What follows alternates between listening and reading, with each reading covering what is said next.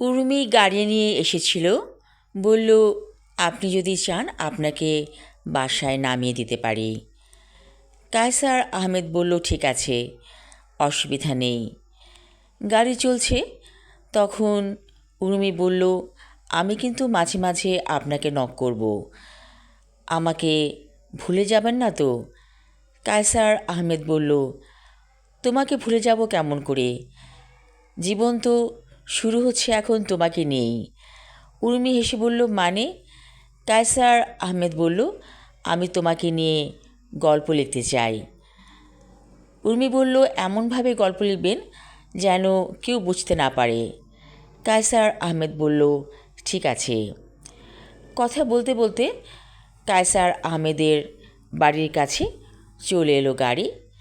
কায়সার আহমেদ বলল ওই যে সাদা রঙের দোতলা বাড়ি, ওটা আমার। আমি একতলাতে থাকি, তুমি মাঝে মাঝে এসো, বলে চলে গেল কায়সার আহমেদ। বেশ কিছুদিন হয়ে গেছে কায়সার আহমেদের সাথে কোনো যোগাযোগ নেই উর্মির। মেসেঞ্জারে অনেকবার নক করেছে উর্মি, কিন্তু কোনো উত্তর নেই।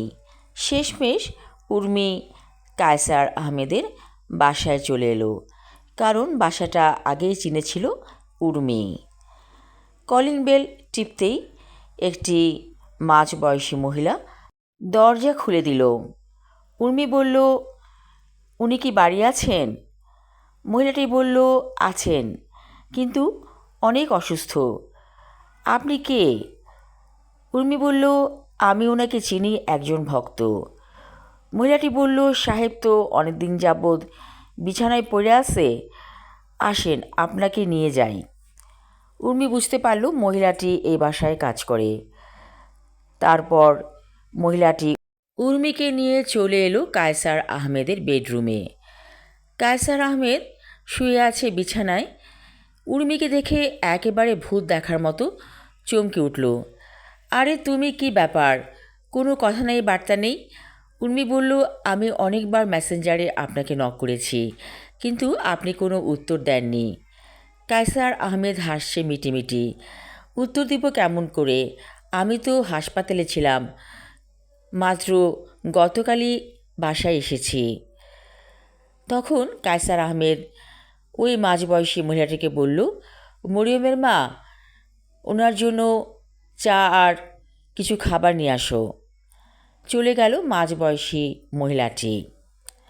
উর্মি বসল কায়সার আহমেদের একেবারে বিছানাতে।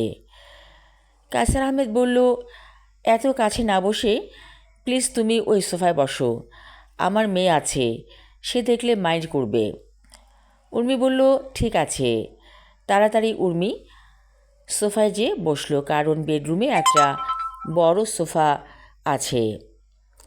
কিছুক্ষণ পর কায়সার আহমেদের মেয়ে আসলো, বলল বাবা, উনি কে? কায়সার আহমেদ বলল মেয়েটি আমার ভক্ত, আমার লেখা সবসময় পড়ছে। ও আচ্ছা, ঠিক আছে, আপনি বাবার সাথে বসে গল্প করুন, আমি আপনার জন্য কিছু খাবার পাঠিয়ে দিচ্ছি, বলে চলে গেল কায়সার আহমেদের মেয়ে।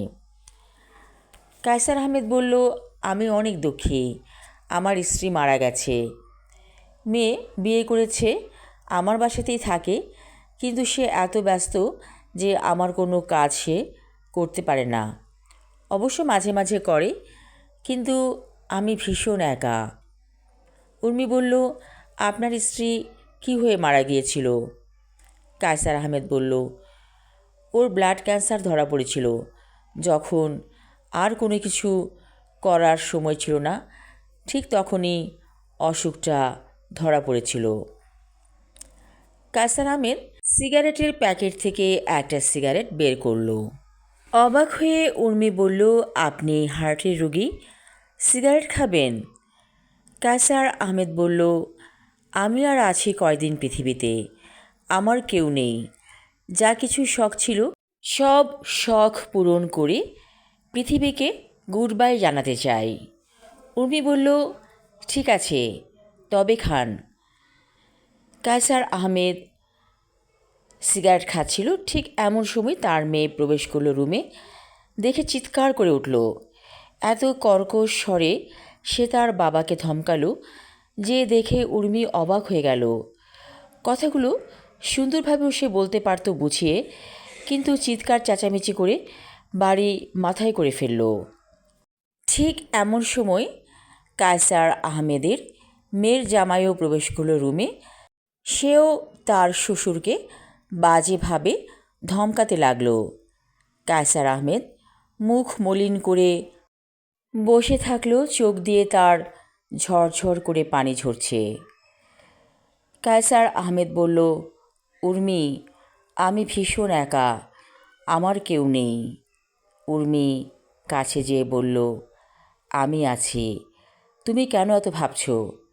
কায়সার আহমেদ বলল, তুমি তো আমার চেয়ে বয়সে অনেক ছোট। উর্মি বলল, তাতে কি হয়েছে, আমি তোমার পাশে সারা জীবন থাকব। কায়সার আহমেদ শক্তভাবে উর্মির হাত ধরে থাকল।